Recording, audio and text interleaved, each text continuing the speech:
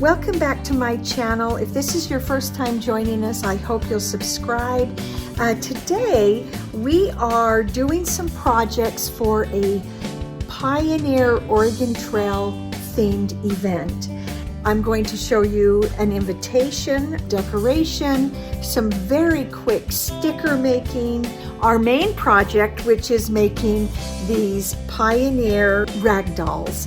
And they were just so much fun to make. They've got little legs, and so I'm going to show you the details of how to cut those from a fat quarter of fabric and a half yard for the body and a fat quarter of decorative fabric for the rest of it. So I'm going to show you exactly how to make those. And so let's get started with the invitation.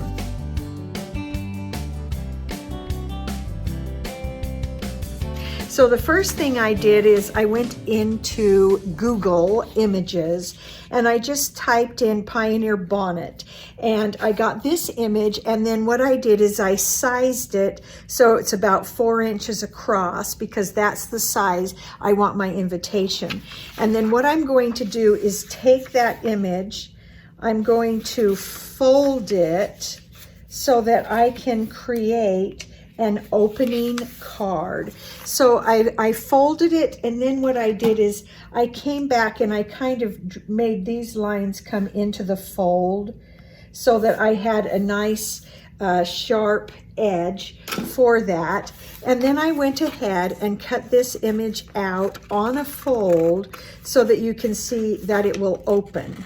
Okay, and I cut off this part, the little tie for that fold. And then, and I'll show you in here, I also cut out this little back part so that we have all of the sudden an invitation in the shape. Now you could apply this to any theme, and then when you open it up, you have your opening invitation. So then what I did is trace that onto a scrap paper of cardstock, and that's how that opens. That's a good way to just make a quick pattern for a card for any theme. So once I had my pattern on cardstock, I went ahead and got some patterned scrapbook paper that kind of had that sort of calico feel, sort of that homespun fabric feel. And then to make this fast, so I don't have to cut out, you know, both sides, I went ahead and traced around with my card folded like that. And then with it folded, I went ahead and cut along those lines.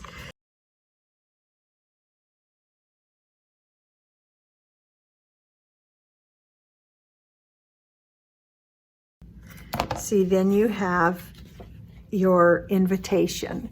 So, and I used double-sided scrapbook paper on all of these so that I could have a fun inside. So that's the outside.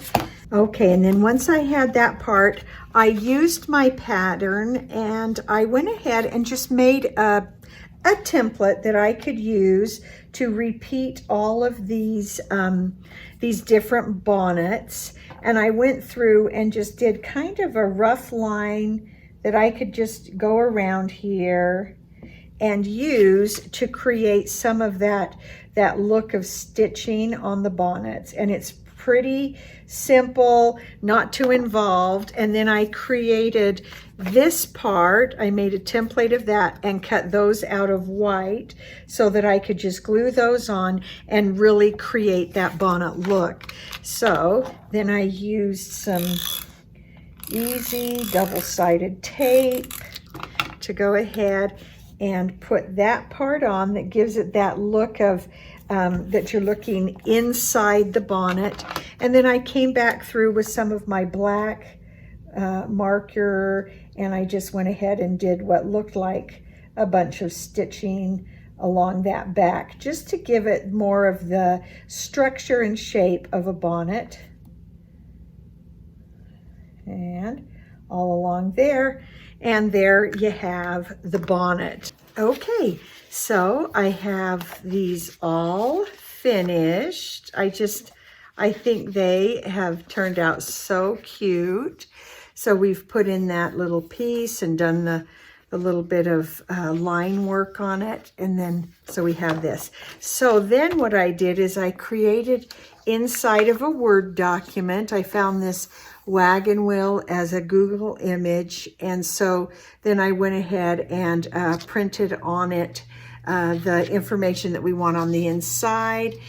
So I have one that is going to go on the left side that just is Yeehaw, and then on the other side is the information about where it is and other information about what they need to do.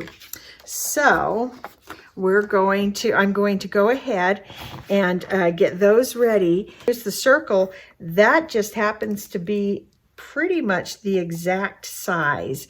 So this whole page won't fit through my Big Shot. So I'm going to just cut it in half. And then I will just go ahead. I'm going to flip that over. And this is kind of cool because it's got that faux stitching. And so that kind of fits our sort of pioneer Oregon Trail Western theme. I want it to hold pretty exactly. So I've got my pixie tape that doesn't stick down to paper. And I'm just going to get that so it looks like it's centered pretty well, because I don't want it to get off center from the wagon wheel. So I'm going to go ahead and put that on, and let's run that through.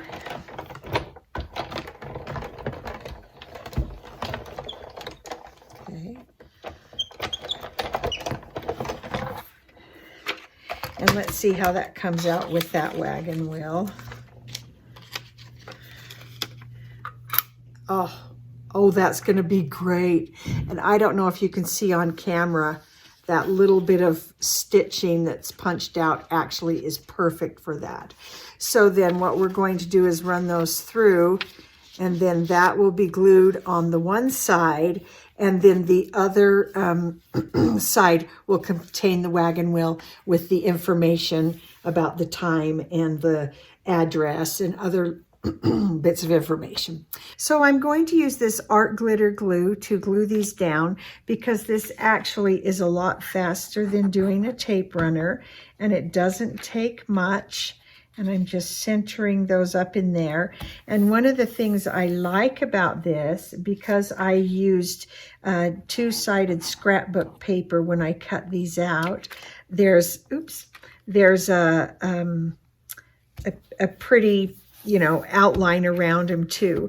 So what I'm going to do then is close it up, and then here's another great use for these Big Shot plates.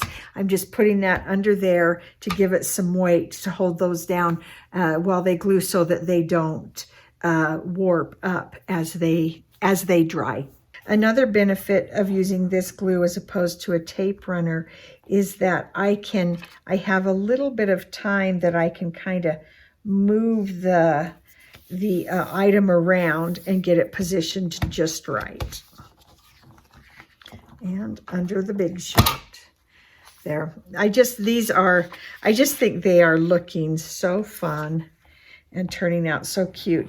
And so I'm going to finish these and then I'm going to add our final embellishments to the outside here, so that they really look like a little bonnet and are super cute. And then the last thing I did to really make these fun and give them some pizzazz, so I took some ribbon like this, and I folded it in half, and then just right there in the middle I put a little bit of tape, and then offset it, just brought it back on itself and offset it a little bit to the side so it wasn't just laying even. And then a little glue right there on the bottom, a little tape, and then there you have your completed invitation. I'd like to show you some other things that I did for this themed event of the Oregon Trail. For the next one, I created a very quick, easy decor for outside to direct people to the right place. And then I also am going to show you how I did the very simple stickers. And then, of course, we'll get to our dolls. I want to create a sign that goes into the yard for our event, just so that people know for sure that they're at the right place. And so I found this, this was actually last fall. I found it at the dollar store. And so what I'm going to do is remove the paper that is creating that background. And I made a little sign in Cricut Design Space that I'm currently cutting out right now on my Cricut.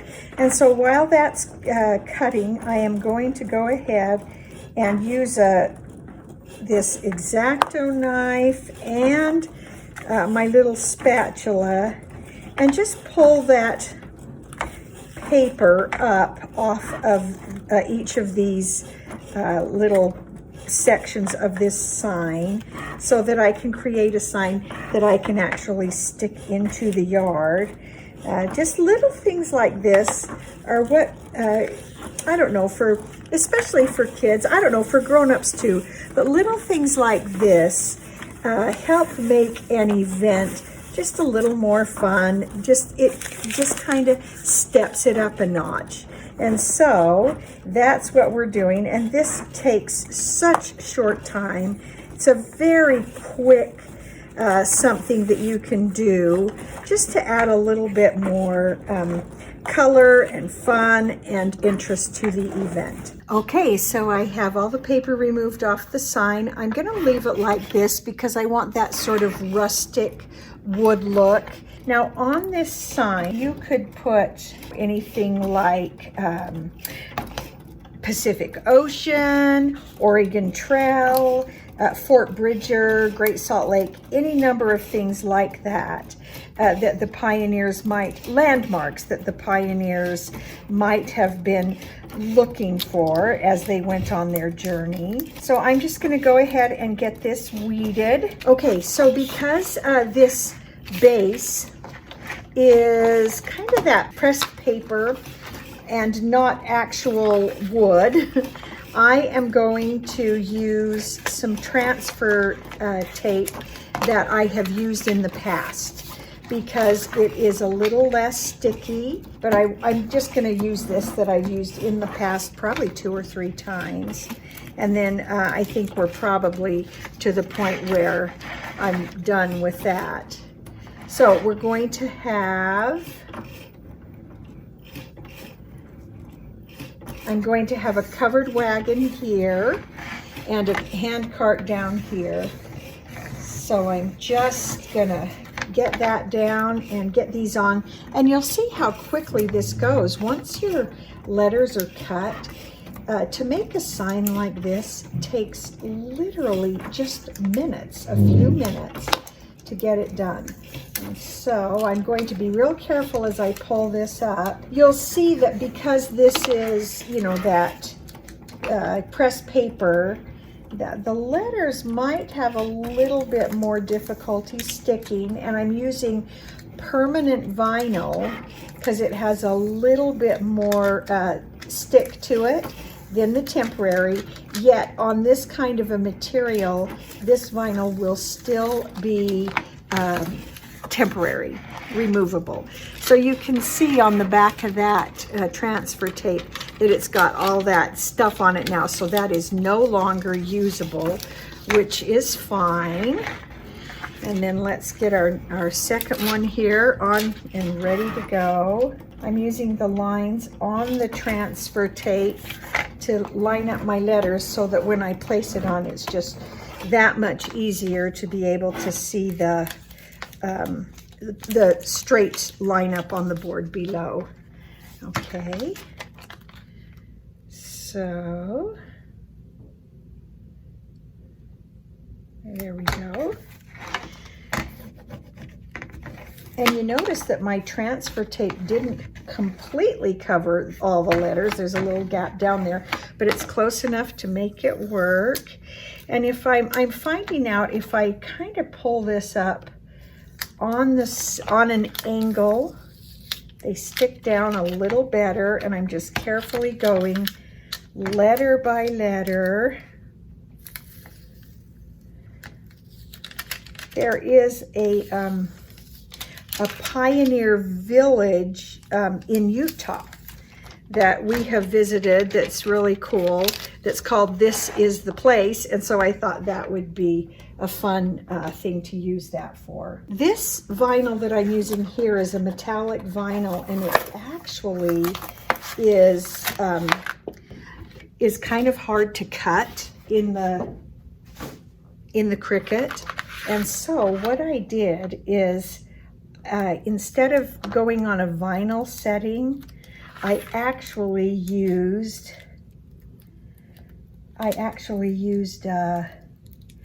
leather setting, because I have found that with this really heavy metallic vinyl, the vinyl settings, even the metallic vinyl setting, isn't quite enough to cut through it, but that leather setting works really well on this heavy metallic vinyl.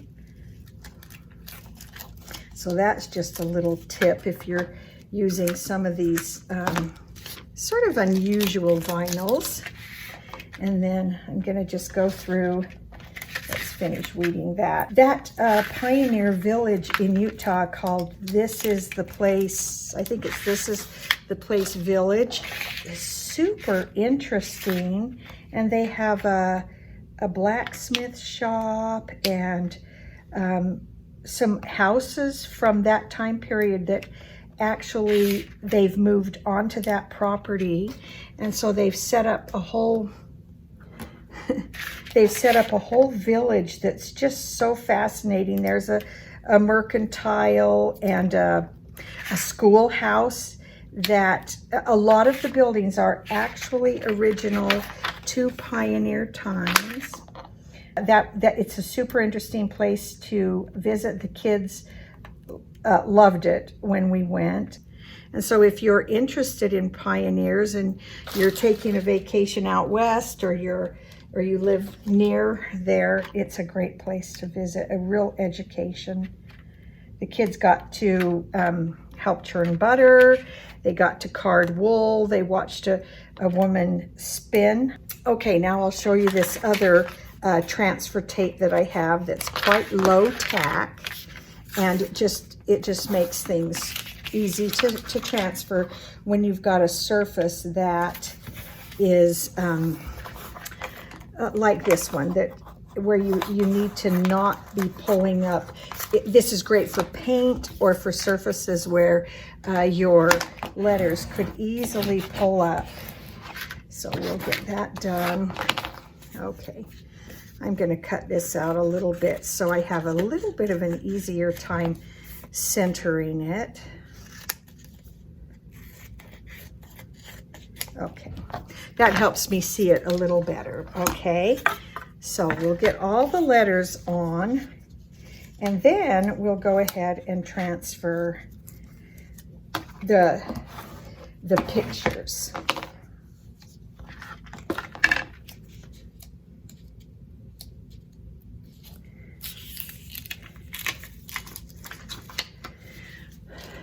Okay,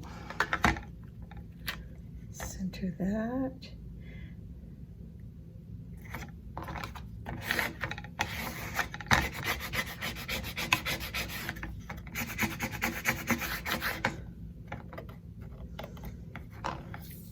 I like to have a little sign of some kind out in the yard so that our location is really easy to find, and it just makes it more fun. And I think that counts for something. But we want it to be fun and clever and exciting.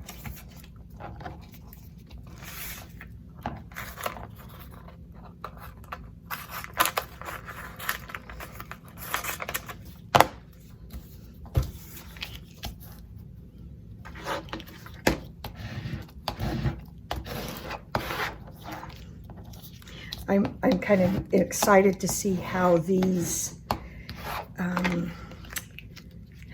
transfer, because sometimes pictures like this, oh, nice.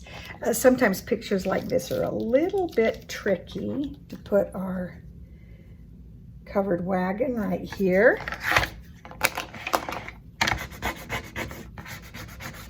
Scrape that down really well so we don't lose any pieces. Oh, I like how that came out. And now let's put on the hand cart.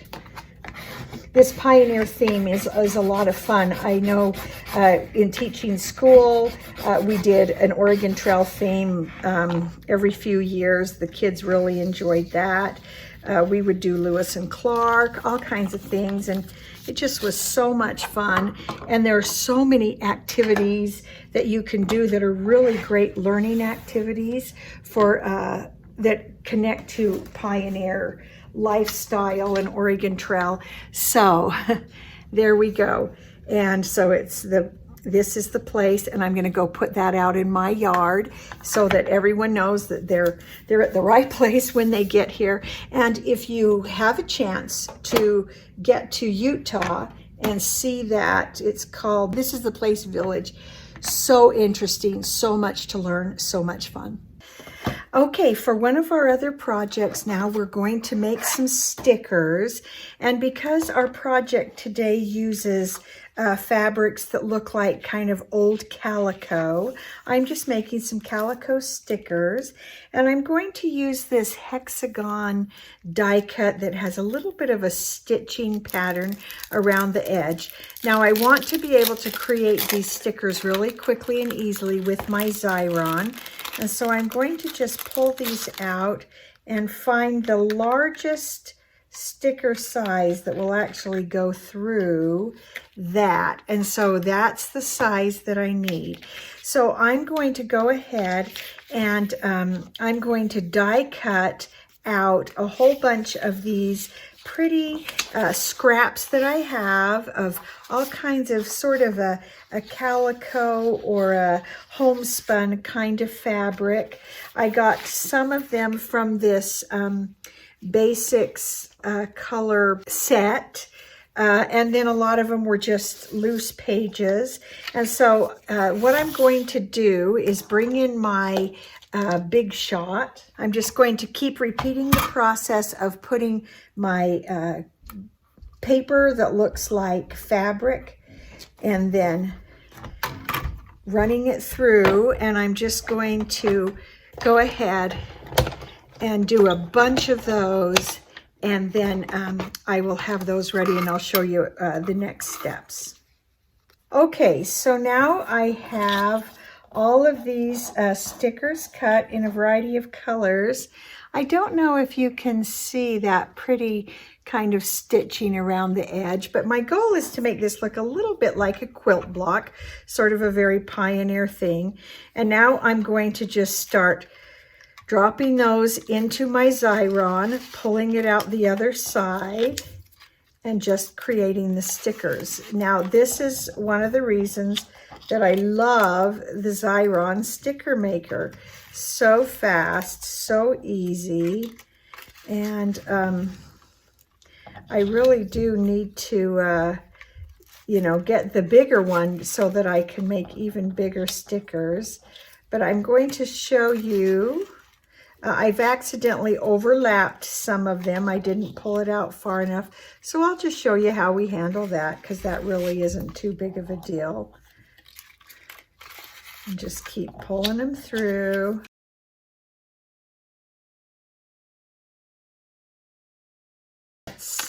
There we go. Now I can go ahead. Oh, what I want to do first is go through with my scraping tool and just really push down that top layer, because when I pull that off, and I like to do this all as one, it's going to remove all of that extra sticky so that none of this left is sticky on top. but underneath, all of that sticker adhesive is there, and it makes a very quick sticker. So look at that. So let me show you what to do on the ones where I goofed. So easy. Okay, so on that one, what I'm going to do is just take that sticker off, and then I am just going to run it through. I'm going to get it way down in there and run it through that Xyron one more time. And this one, it's not overlapped very much, so let's see if I've got enough. So what I can do is that whole thing is covered except just the very edge, so I'm just going to move that one down. This one was missing quite a bit of the sticky stuff, but that one, it was just the smallest corner, so I just pick it up, move it over, and we've got a sticker. So there we go.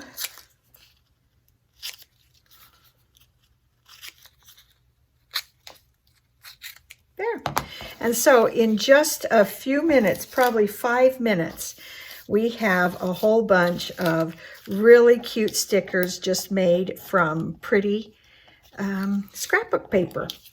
Okay, for each doll, you are going to need a 1/2 yard of fabric. Once you unfold it, you can get the main body of your doll, and this piece is 22 and a half by 18. And then from the other side of that fabric, you're going to cut out a piece just like this, and it is 18 the long way, so it's 18 and by about 7.5. So this is going to be the body of the doll. This is going to be the base of the arms.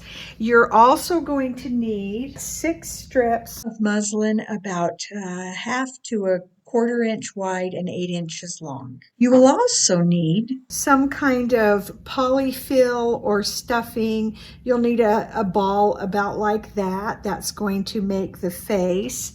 And then from a piece of patterned fabric, you will need a fat quarter.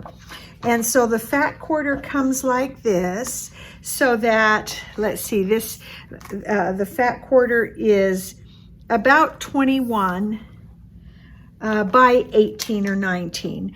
So that's what that is. So the first thing you're going to do is cut a strip, and you're going to be using this now for the dress. And so let me show you how those pieces will be cut so that you can do this easily. So one of the strips we're going to cut, I'm going to just bring this down here. We're going to cut it right about 6 inches. It could be slightly over if you choose. It doesn't have to be exact. And then off of one end of this, you're going to cut 3.5 to 4 inches across the bottom of that. And you will see what all of these pieces are for when we're done. Okay, so you'll have this piece and this piece. And then with what is remaining, I just sort of refold it and then cut a 1/2 circle. Okay. And then from that 1/2 circle, I'm actually going to fold it, quarter it, and fold it again into 1/8 into a sort of a fan shape. And I am going to snip a very small bit off that end. I mean, really small. So when all is said and done, I have quite a small hole in the middle. And then from this corner over here, I'm just going to take my ruler, lay it out here, and just kind of eyeball a triangle here and just cut right across that. Okay, so the rest of these scraps, just gonna kind of we don't need, and I'll save that bit for some other project. So when you're thinking of that fat quarter, this is what we're cutting out of it. Now it might help, I don't know, to remember to just take a big screenshot. Those are the pieces we need, okay? Those are ready. That's ready. One last thing we need to do is take this long piece. We're going to actually cut it in half. I'm just going to go ahead and use my rotary cutter to do this, because if you're making several of these, a rotary cutter is just so great. My mat is getting very old, and so things don't cut quite like I would like them to, but okay. So now those are our decorative pieces. I'm going to set those to the side right now, and let's go ahead and create that doll. So the first thing I'm going to do is work on her arms. I'm going to take this piece of muslin, and I love the other shades of muslin, and I used up all of my shades of muslin to prepare for the event, but so I'm just using this one. So we're going to fold it in half, and then we're going to fold it in half again, and I don't want these raw edges here to show, and so I'm just going to fold that, and then I am going to roll this into a nice little hot dog like that. Okay, and then I'm going to get my first little piece of the decorative fabric, that little rectangle, and I'm going to set my hot dog right in the middle of it, and then I'm going to roll this around it. Now, if you're doing this alone, sometimes it's hard to hold it all, so I just get some pins and stick them in just to hold it in place. If you're working with someone, it's easy enough to have someone hold while you tie. Now, from that, okay, so once we have it to this point, I'm going to take one of my strips, and I am going to tie it around that end of the decorative fabric. So I'm just going to move that down, and I'm going to tie a nice tight square knot. If you know how to do a square knot, that's the best way to go, because then it'll hold. There we go. If you don't know how to tie a square knot, you can just tie a granny knot, just as long as it's tight. That's all that matters. Okay. There. Okay, and then we can just remove those pins. Now, this part, if it pokes up a little bit, that's okay, because that part will actually be covered once we put the arms into the doll, and that's the arms. So we have kind of a little hot dog looking piece like that. So we're going to set that aside now. Now we are going to take the large piece of muslin that we have cut, and we're remembering that this piece is 21 and a half by about 18. Okay, so we're going to fold it in half the long way so that the length is going this way. We're going to fold it in half again, but this time we want to get those raw edges inside, so I'm not bringing them all the way to the edge. And then it's going to fold in half one more time. And I'm just going to push that down, a little bit of maybe finger creasing to get that to fold and be fine. Okay, and then I'll fold it in half so that I can get an idea of where my center part is. Now I'm going to take that ball of polyfill, open this back up and stick it in that corner really close to that middle fold line. And then I'm going to fold this back over again so I've got things closed up, and then we'll fold in half this way so that I have a big long piece. I've got the fluffy stuff to this side, and then the other side is flat. So the fluffy side is going to be the face of the doll. The flat side will be the back. So I'm going to flip it over on its face, And I'm going to get another one of my strips of muslin, and I'm going to tie it to hold that all together and to get that polyfill held in place. There we go.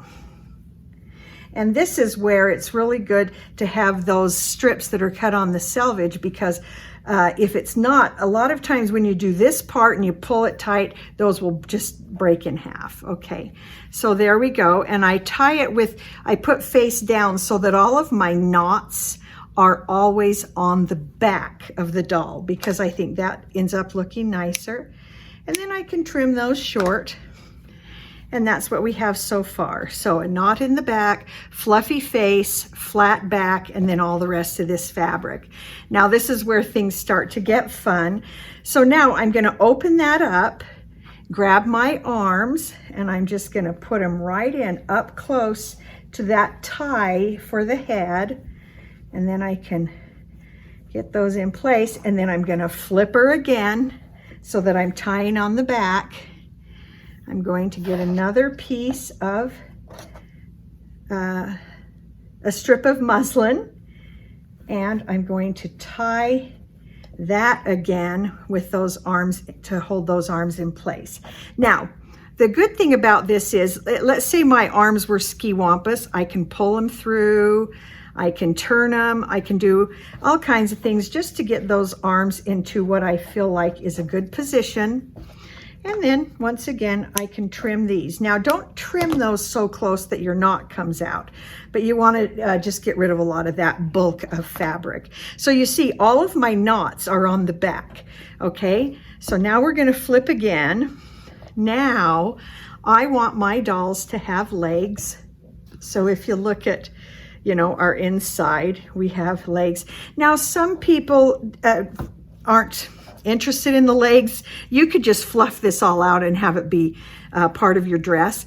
I like having the legs, and as children play with it, because this is a pioneer doll, and it's nice that they can, you know, their dolls can ride horses and do all kinds of things like that. So I think it's good to give the doll some legs.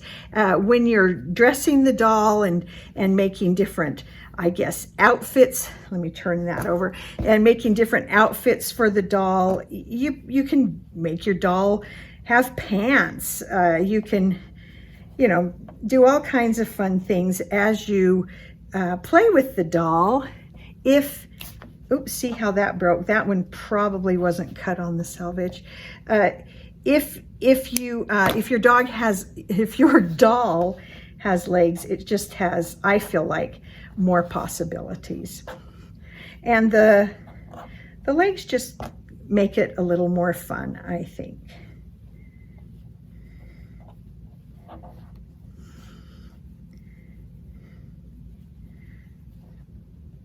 Okay, let's trim those. Looks a little bit like a ballerina. Okay, so there is the basic finished body of the doll. Now let's go ahead and finish the dress. So we'll bring in the rest of these pieces that we have cut. So that hole in the middle, even though it looks tiny, that hole is actually big enough to fit this body through, because it's cloth, and cloth can be manipulated pretty easily. I'm going to stick one leg through and then the other leg, and it'll stretch out a little bit. And make sure you have the good side of the fabric up, and it's kind of like the doll just jumps right into that hole.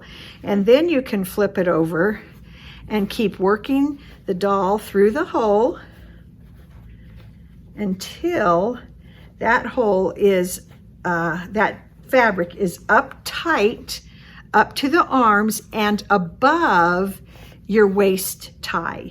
And that waist tie will help hold that skirt on.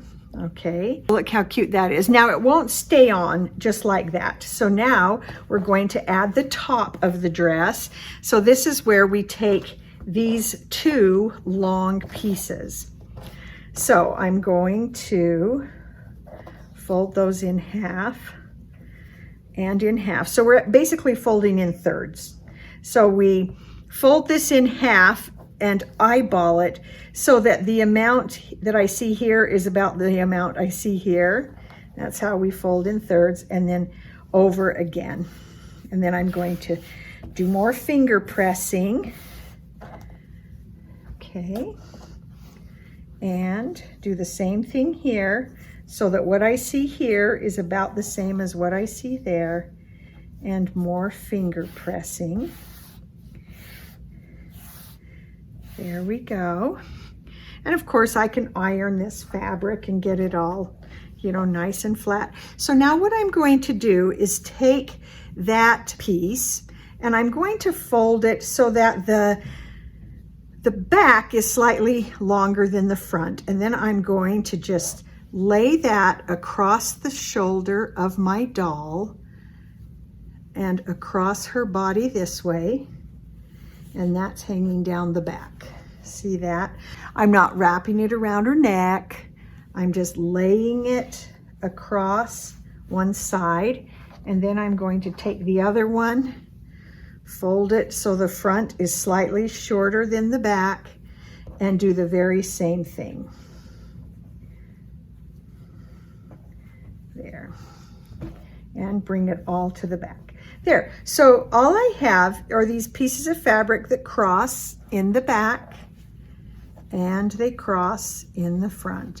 Now, we're not going to do anything with the front pieces. Those are going to get caught as we tie the rest of it.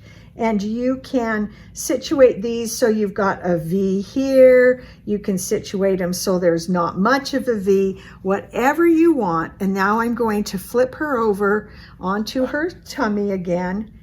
And these back pieces are going to come around to the front. I'll show you, let me get them ready to go. Okay, now let's flip her to the front. So I've got the back pieces are here to the side, if you can see that. And then those are the front pieces just laying right there. Those are going to stay down. I'm going to bring one back piece across, the other across this way. And once we get it to that point, they're crossed. Now it's holding everything in place. I flip her again to the back.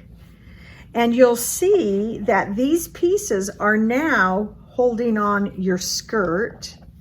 So when I flip this to the back, these two come around the front and I can tie those two in a knot. Now, I'm going to do the first tie and really cinch that up, okay? So you can see here are the front pieces still laying down there. There's the skirt. Now here are the back pieces. And now I'm going to go ahead and finish that knot. And there we go. I'm going to really pull that. Now these I'm not going to trim off because I want this to look kind of like the bow to her dress. So I might even pull those out, fuss with them a little bit to look like a bow. And there you go. So that dress is on. These kind of act like pockets, a little bit of an apron thing, a little bit of a dress detail like that. And then our last thing is to take our triangle of fabric around her head like this and just give it a nice little tie under her chin. And then we have, and there's her little feet, and then we have another nice little pioneer doll. And clothes are easy to change. You can trade around. Of course, if you wanted to change completely, you can still, once you take the dress off, you can pull those arms back through and rewrap a different cloth around them to give her a different outfit. You can get your fabric and wrap it around her legs and create pants. There's just all kinds of things that you can do. So the last thing, of course, that you'll need to do for your little pioneer rag doll is to give her a name. So there we have just our really fun, real cute little Pioneer dolls. I hope you have some fun with those. With the help of a parent, even young girls can make these. Some parts, you need some dexterity, and so this is a really good project for younger girls around 6 or 7, and even up to, of course, grown-up girls. When the girls make them, they're proud of what they've done, they play with them, and they learn a little bit about the Oregon Trail, what it might have been like to be a child on the Oregon Trail, and the kinds of toys that our Oregon Trail ancestors might have played with. And so that's our Oregon Trail theme. One other thing that we did as part of this Oregon Trail event was we laid out an assortment of cereals and nuts and M&Ms and coconut and some tiny crackers, and the girls took some spoonfuls in a little bag and created some trail mix. And that was a fun thing. If you would like to be notified when we do other projects, themes, cards, all kinds of things, please be sure to subscribe, and we'll see you next time.